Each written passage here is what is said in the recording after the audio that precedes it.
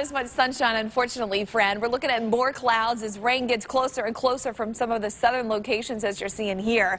As far as that low, it's going to be a while before we start to see our rain chances. It's sitting rather south, and we'll try and push in a little closer starting tonight, bringing that best chance for rainfall tomorrow morning. So the quiet before the storm. 30 degrees in Cleveland now, 25 and chilly for us in Mentor, 32 at the freezing mark from Millersburg as well as for Canton, 29 Ravenna. Good morning, Mansfield. You're warmer. Same story in Ashland as we sit in the middle 30s.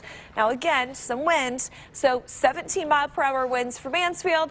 That means it's going to drop us back down into reality and make it feel cooler. So actually stepping outside to what feels like 28 for Mansfield, as cool as 22 in Cleveland, but the coldest would be Ashtabula, Youngstown, feeling like you're sitting at 21 degrees. Your daytime high today back in the lower 40s, a little below average. Those extra clouds not allowing the middle and upper 40s to move back in as they did yesterday. We had so much sunshine. It made a difference, right? Didn't make it feel as cold. That typical high this time of the year, though, 47. Your overnight low should be in the low 30s. So we're expecting to stay very close to that level, similar to this morning, but we're going to add in the rain and snow chance in the overnight hours. I think it's mainly going to be rain, as you're going to see here with this model, but we're going to see those thickening clouds and rain about 3, 4 o'clock is when it starts to advance in from the south and head north.